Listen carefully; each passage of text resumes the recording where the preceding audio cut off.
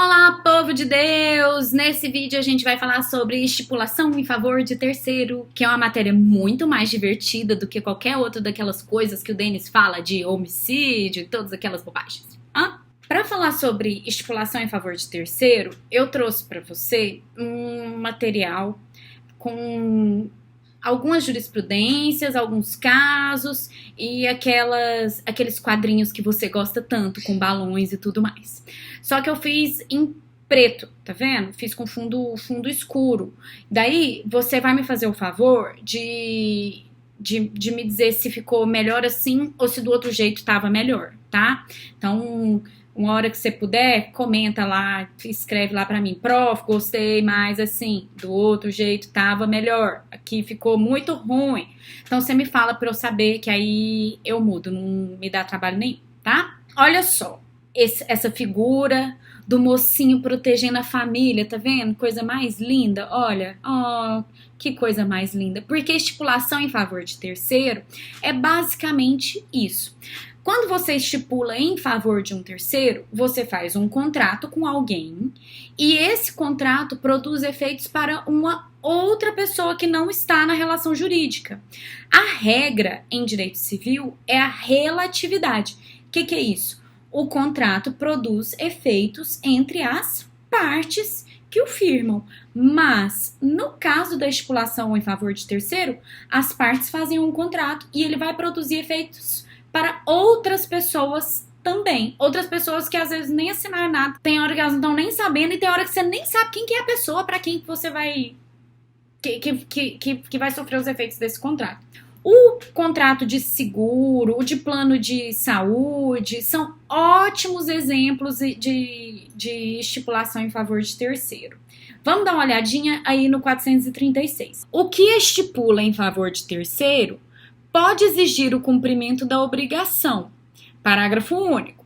Ao terceiro, em favor de quem se estipulou a obrigação, também é permitido exigi-la, ficando todavia sujeito às condições e normas do contrato, se a ele anuir e o estipulante não o inovar nos termos do 438.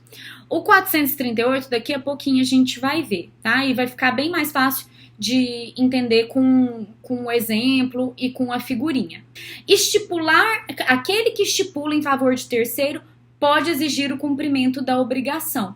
Ou seja, eu faço um plano de saúde e contrato um plano de saúde e a minha mãe é uma das beneficiárias. Daí, o plano de saúde, ela chega lá e o plano de saúde fala que não vai dar a carteirinha para ela, ou que não vai cobrir determinado procedimento. Eu posso exigir o cumprimento da obrigação, ou seja, eu mesma, eu que estipulei, eu sou estipulante, vou lá e entro na justiça. Lembra que exigir, quando o código fala assim, pode exigir o cumprimento, não é porque eu vou lá brigar com a pessoa e ligar pra menina do telemarketing, assim, eu exijo o cumprimento. Tem nada disso. Exigir o cumprimento é procurar em juízo o meu direito. Eu tenho legitimidade ativa para exigir em juízo. É isso que ele tá falando aí. Uai, poder pedir qualquer um pode, ué. Mas adianta se eu não tiver legitimidade ativa? Vou chegar lá na justiça, o juiz vai olhar e falar assim, você não tem legitimidade para pedir em nome desta pessoa. Então, quem tem que pedir é ela. O processo corre. Aliás, se arrasta. E aí, quando chegar lá no final, sabe o que acontece? Eu perco se eu não tiver legitimidade ativa para pedir, ué. Isso é muito importante. Olha que legalzinho que eu fiz para você. Tem o estipulante, que é o presidente, e ele fez o contrato, o contrato dele é com a seguradora. E ele resolveu deixar como beneficiário do seguro de vida que ele fez o filho dele, tá aí, o terceiro é o filho Carlos dele lá. Então, ele tá tranquilo, fiz um seguro de vida, se alguma coisa acontecer comigo, meu filho receberá o suficiente para se sustentar. Não preciso preocupar com o meu filhotinho, tá? É isso é uma estipulação padrão, tá? Você faz um contrato com alguém e quem recebe os efeitos é o terceiro. Ou seja, se o presidente morrer, quem vai receber o dinheiro do seguro? O filho dele. Ele é que recebe. Então, a seguradora vai pagar para outra pessoa.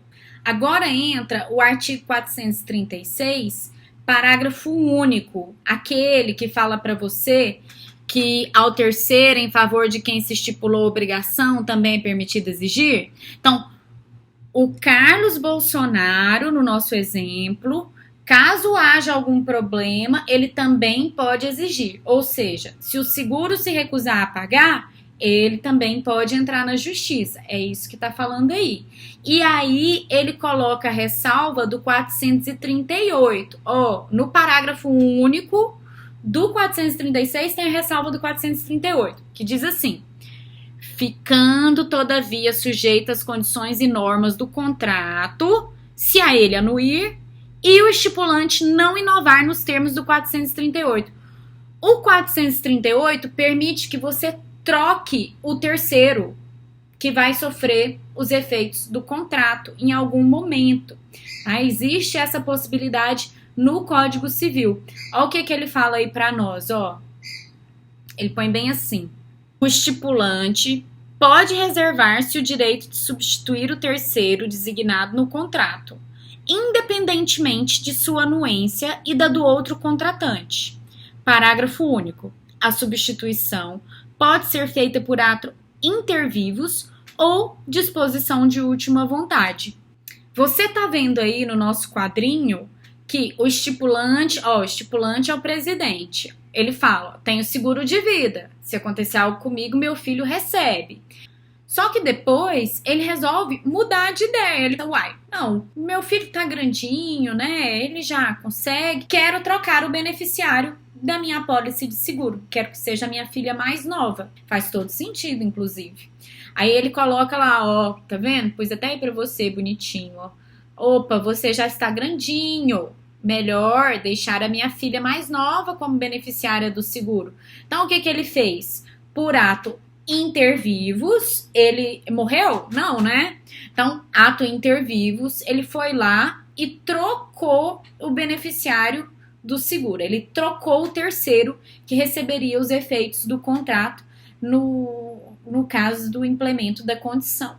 Isso também pode ser feito por disposição de última vontade.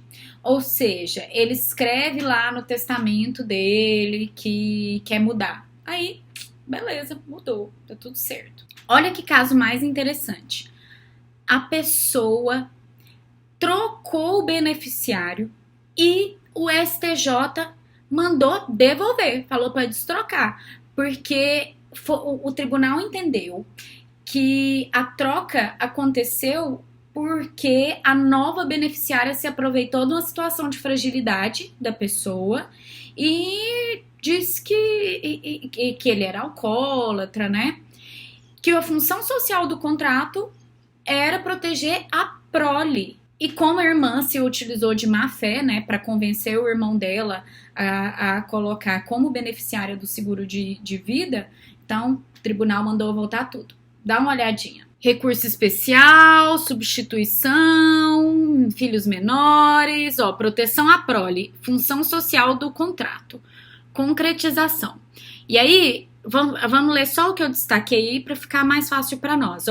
Incluir a irmã em detrimento dos filhos menores. A falta de restrição para o segurado designar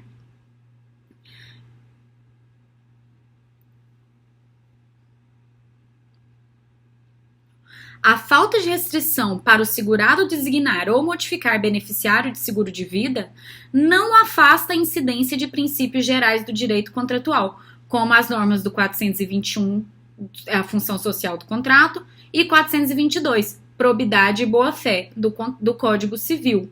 Havendo ou não má-fé da recorrente por instigar o irmão alcoólatra compulsivo a substituir os rebentos dele como beneficiários do seguro, a fim de incluí-la, os capitais constituídos nunca foram para favorecê-la, pois a real intenção do segurado sempre foi de assegurar proteção econômica aos filhos menores, recebendo eles os valores da indenização securitária diretamente, em um primeiro momento, ou por intermédio da tia, na condição de gestora dos recursos. Olha que coisa, parece até novela, né? Credo. Lá no 437, a gente tem assim: se ao terceiro, em favor de quem se fez o contrato, Se deixar o direito de reclamar-lhe a execução, não poderá o estipulante exonerar o devedor. Lembra que, nesse caso, desse contrato de estipulação em favor de terceiro, a gente tem 3 pessoas. O estipulante, aquela pessoa com quem ele contrata e o terceiro. Não pode o estipulante exonerar o devedor. O devedor aí é a pessoa que você contratou, a pessoa, a empresa, sei lá quem, tá? Então, o estipulante não pode exonerar o devedor. Ou seja, eu não posso virar para o plano de saúde que eu contratei e deixei a minha mãe como beneficiária e falar para o plano de saúde que ele não precisa fazer o serviço para o qual ele foi contratado, que eu estou exonerando.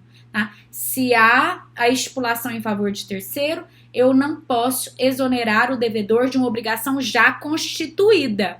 Eu posso mudar o beneficiário. Posso, por exemplo, minha mãe pega e fala assim, não quero mais esse plano de saúde seu, eu resolvi contratar um outro só pra mim, vou ficar com 2, não, tá dando muita bagunça, tá? Pode acontecer. E aí, sim, isso pode até se passar e eu tirar a minha mãe do meu plano de saúde, mas enquanto houver a estipulação, o plano é obrigado. Para ficar mais fácil aí para você, olha só. Olha o exemplo. Prof, o que esse moço que não tem nada a ver com essa história tá fazendo aí? O que esse moço tá fazendo aí é pra você saber, às vezes a estipulação de terceiro é feita por um terceiro que você nem conhece ainda.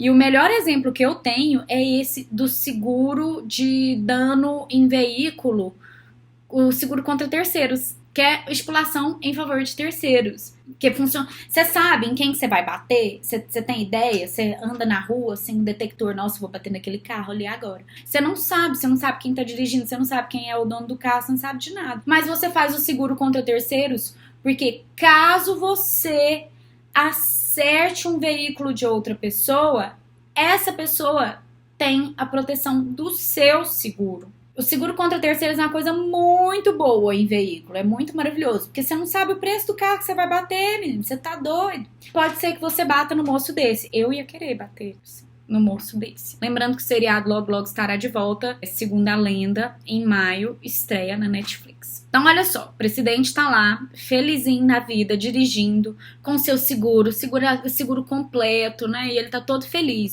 se eu bater, estou de boas. Aí vai lá, bate. O cara em quem ele bateu vira e fala assim, beleza, vou receber o dinheiro da sua seguradora.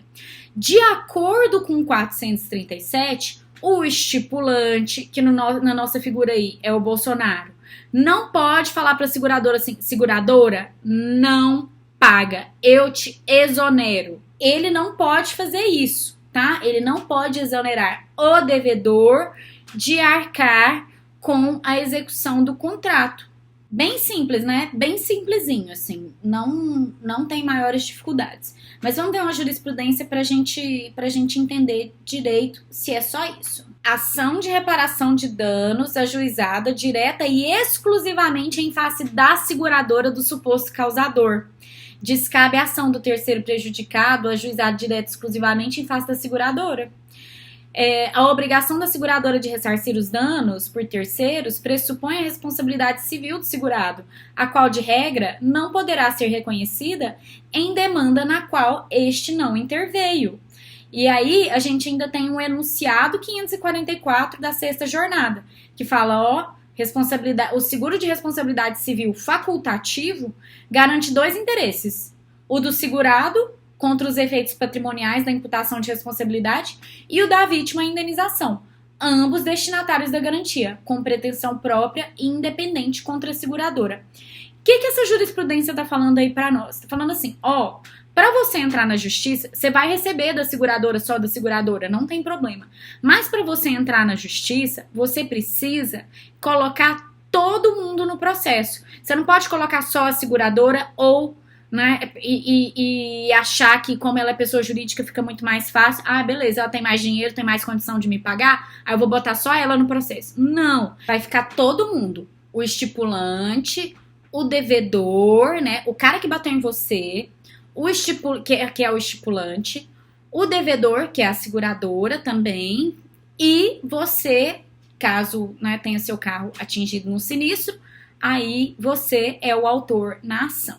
Mas tem que pôr todo mundo. Se você colocar só a seguradora, e não vai dar certo, tá vendo aí? O trem chegou lá no STJ e ó, já era. Pra ficar bem claro, coloquei pra você o desenho, ó.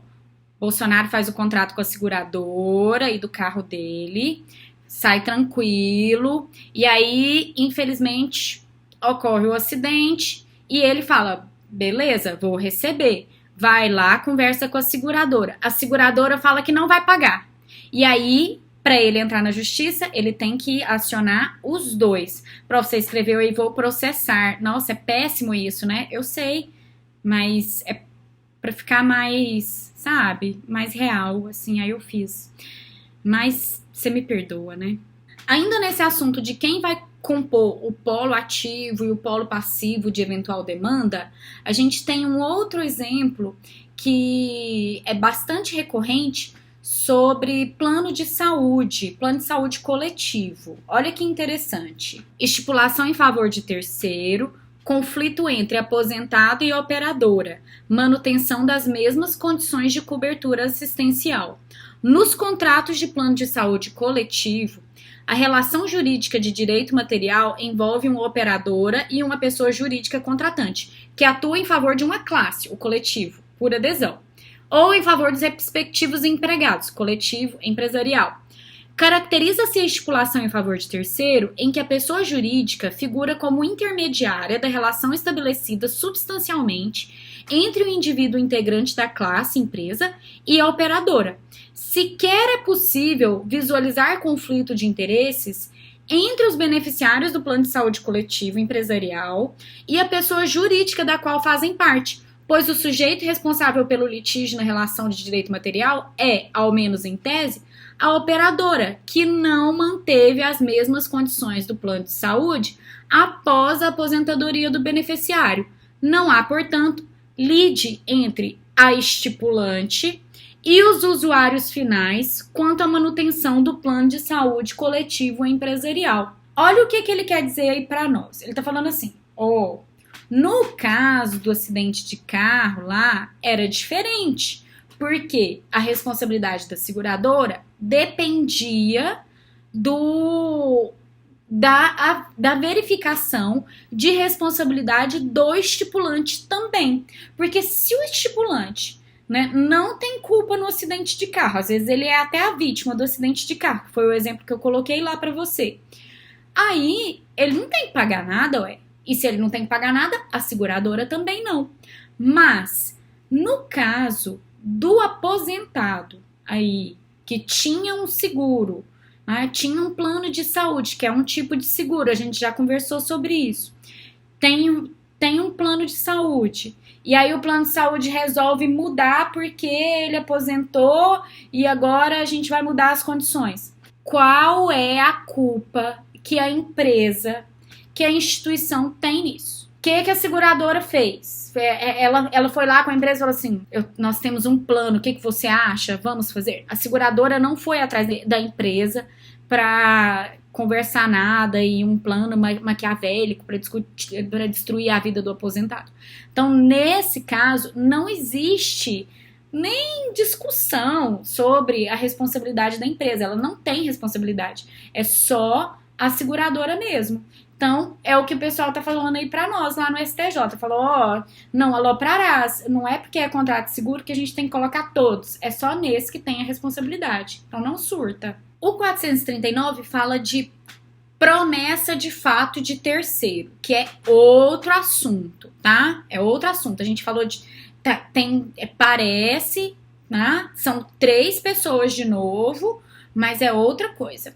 Olha só o 439. Prof, o que o Jorge Mateus tá fazendo nessa foto? Vai ter live nessa aula? Não vai ter live do Jorge Mateus na aula, mas você vai entender, aguenta. Aquele que tiver prometido o fato de terceiro responderá por perdas e danos. Quando este o não executar. Então, olha o que ele tá falando aí. Jorge Mateus é um empresário. Aí eu vou lá e falo com o empresário assim, olha, eu quero um show no meu aniversário pra dupla vai cantar. Aí combina tudo, faz o contrato, né, faz com promessa de fato de terceiro, o empresário falando que tá tudo certo, beleza, eles vão cantar, e aí eles vão, no dia lá eles não cantam, não vai. Eu contratei o empresário, não é? Então, quando o terceiro não vai, com quem que eu vou falar? Com o Jorge Mateus ou com o empresário? Com o empresário. Então, ó, aquele que tiver prometido fato de terceiro responderá por perdas e danos, ou seja, o empresário, o promitente. Para ficar mais fácil aí para você, olha a figurinha. Pus outro cantor, porque a gente não tá no momento de gastar dinheiro com o Jorge Mateus, tá muito caro. Coloquei aí o empresário, aí você faz o contrato, tá vendo? Você aí, ó que bonitinho. Aí o cantor não aparece na festa. Quem é que responde? O empresário, ó. Aquele que tiver prometido responderá. Quando este ou não executar. Este é o terceiro, tá vendo aí, ó? Então, aquele que tiver prometido, aquele é o Félix ali, ó, o promitente. Que tiver prometido o fato de terceiro, responde por perdas e danos. Teve perdas e danos de quê? Danos morais, danos materiais, não sei. Quando eu escrevo a peça, sempre tem danos morais, porque o meu cliente tá sempre muito triste.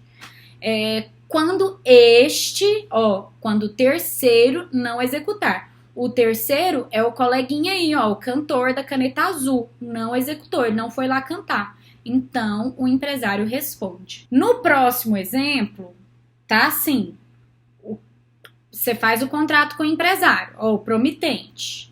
E aí, o terceiro confirma, fala, não, vou sim. Ele assina também, ele também se compromete. E aí, nesse caso, o empresário não vai arcar com perdas e danos, não. Por conta do 440, ó. Nenhuma obrigação, tá lá embaixo quadradinho ali, ó. Nenhuma obrigação haverá para quem se comprometer por outrem, se este, ou seja, se o outrem, né, o terceiro, depois de ter se obrigado, faltar a prestação. Então, nessa hipótese aí, você fez o contrato com o empresário e depois a pessoa que deveria cumprir a obrigação, o terceiro, também se obrigou. Ele falou assim, não, vou mesmo, vou sim, é nóis, né? Caneta azul. Aí ele vai lá, assina, ou às vezes manda uma mensagem, confirma com você por algum outro modo, tá? Mas ficou confirmado, se comprometeu, disse que vai, tudo bem. Às vezes a pessoa, ela não assinou nada, mas ela postou no Instagram dela lá assim, show do não sei o que, no dia tal, em tal lugar. Beleza, tá comprometido. Aí sim, nesse caso, o cantor é que responde pelas perdas e danos, tá? E eu trouxe para você um caso bem interessante, que foi com a CBF, uns anos atrás. Acho que você nem vai lembrar disso, de jeito nenhum, você devia ser criancinha. E o julgado é de 2010, tá? Você vai ver. Mas foi basicamente assim. A CBF combinou com uma empresa de TV que ia falar com os clubes para liberar, passar, né, na TV os jogos lá do Campeonato Brasileiro. E aí, no fim das contas, os clubes não quiseram liberar os direitos de transmissão e a CBF ficou com o problema na mão, porque ela não tinha como representar os clubes nisso e teve que arcar com o prejuízo. Olha que interessante. Descumprida a obrigação de obter a anuência do terceiro ao contrato, responde o promitente inadimplente por perdas e danos. Em caso, não sendo a CBF titular do direito de transmissão dos jogos, reservado exclusivamente às entidades de prática desportiva, de acordo com o artigo 24 da Lei 8672 de 93, cumpria a ela obter dos clubes a anuência ao contrato. O inadimplemento dessa obrigação, representada pela notificação endereçada à TVA, comunicando que não conseguir a anuência dos clubes, enseja a resolução, a extinção do contrato, e a responsabilização por perdas e danos. Na promessa de fato de terceiro, o terceiro é totalmente estranho à relação jurídica, não estando vinculado ao contrato. senão após o cumprimento da obrigação que incumbia ao promitente. Então, eu não lembro quanto é que o pessoal recebeu aí nesse caso, mas na época saiu até no jornal isso daí, tá? O caso foi bem famoso. Nosso último caso de hoje envolve a nossa rainha, sim, ela, Joelma, tá aí divando sempre. Olha só, situação hipotética, ó. O Chimbinha vai lá e ele quer vender um imóvel, tá? Para vender imóvel, você precisa de autorização de cônjuge, principalmente no caso em que nós estamos tratando aí, coloquei o regime de bens deles aí como comunhão universal. Pode deixar comigo, eu convenço a esposa a vender a casa, prometo. Então, ele acabou de fazer uma promessa de fato de terceiro. Vai lá, diz que vai vender a casa e que ela vai assinar que tá tudo certo. Quando ele vai lá conversar com ela é o terceiro aí, ó. Ela disse que não vende, não quer vender. A gente já viu o caput do 439, mas eu coloquei ele aí de novo para você, ó. Aquele que tiver prometido responderá por perdas e danos quando este não executar. Exceto no caso do parágrafo único. Porque olha o que o parágrafo único tá falando para você. Vamos bem devagar, ó. Tal responsabilidade não existirá se o terceiro for o cônjuge do promitente, cônjuge ou companheiro, tá? Dependendo da sua anuência o fato a ser praticado, e desde que, pelo regime de casamento, a indenização, de algum modo, venha a recair sobre os seus bens. Nesse caso, a Joelma é casada com um Chimbinha em comunhão universal, ou seja, tudo que sair de dinheiro dele é dela também. Então, caso haja pagamento de perdas e danos, lógico, a resolução do contrato vai acontecer. Se teve dinheiro, enfim, né, tem que devolver, volta ao estado anterior. Mas o pagamento de perdas e danos não vai acontecer, não é por causa dele, não. É por causa dela. Porque ela não era obrigada a anuir. Ele que foi lá e se arvorou e fazia as coisas, né, nas costas dela. Foi lá e vendeu a casa e falou que ela tinha que assinar. Ela disse que não ia assinar. Ela vai pagar perdas e danos? Faz sentido isso? Para ela não ser prejudicada com o pagamento de perdas e danos por algo que ele cometeu, então o legislador diz que não tem que pagar, para proteger o terceiro de boa fé. Lembra? Lembra que eu te falei que o terceiro de boa fé sempre vai ser protegido pelo legislador do Código Civil? Então, para proteger Joelma, rainha, o legislador fala que não vai pagar, tá? Nesse caso, mas aí olha o tanto de coisa que você tem que ver. Se o ato dependia da anuência dela, tem que ver qual era o regime de bens, porque dependendo do regime de bens, ele vai pagar sim. Se fosse, por exemplo, separação total, pode ser que o pagamento da indenização não iria atingir os bens dela, o patrimônio dela, tá? Porque é separação total, e aí, meu amigo, aí ele ia ter que pagar. Então tem que ver várias coisas, tá? Não é assim, sou casado, posso ficar tranquilo. Não é assim, não. Olha um exemplo da jurisprudência para ajudar você. Aquisição durante a união estável de imóvel comum sem anuência da companheira apelante. Inadmissibilidade, má-fé da adquirente, que é irmã do apelado promitente vendedor. Dever de respeitar o compromisso de compra e venda celebrado entre seus pais e a companheira do seu irmão. Mitigação do princípio da relatividade contratual em respeito à função social. Promessa de fato de terceiro, inadimplemento. E aí eu tirei um pedacinho da decisão, ó, para ficar mais fácil de você entender. Que tá lá no inteiro teor, ele falava assim, ó. O apelado prometeu vender o imóvel à apelada, irmã do apelado, e não obteve o consentimento da cotitular dos direitos. Questão se subsume ao disposto 439 do Código Civil. Quando se procede à leitura do parágrafo único, conclui-se que o compromisso, sem o consentimento do outro, pode ser válido no que se refere aos efeitos meramente obrigacionais em relação ao promitente, mas, ausente a manifestação da vontade prometida, o contrato se resolve em perdas e danos. Aí, nesse caso, o cara vendeu o imóvel inteiro e perceba, já havia inclusive um negócio anterior entre os pais dele e a companheira dele. E aí ele pega e vende o imóvel todinho para a irmã. Legal, né? Prof, só tem exemplo de novela nessa matéria. Pois é, só tem exemplo de novela, gente, incrível, tá? Então ele vende um negócio pra irmã, aí o magistrado lá, os magistrados, né, no caso, disseram que não, que você tá vendo que essa decisão, né, ela é do TJ de São Paulo, tá? Não é fácil achar esse tipo de decisão para você com caso concreto, não é comum, tá? Mas dão ótimas questões de prova, o povo adora esse negócio aí. Anulou tudo direitinho, anulou o contrato de promessa de fato, o contrato de compromisso de compra e venda feito pelo irmão com a irmã para prejudicar a companheira dele. Difícil, pessoal.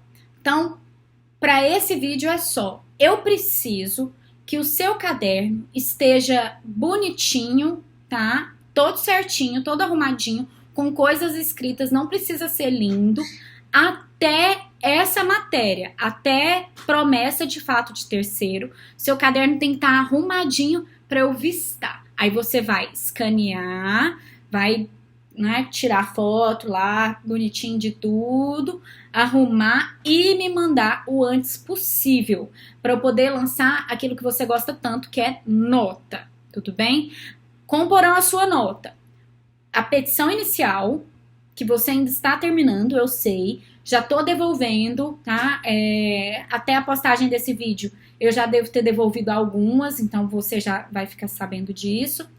Então, é a petição inicial que eu vou avaliar e o seu caderno. Tudo bem?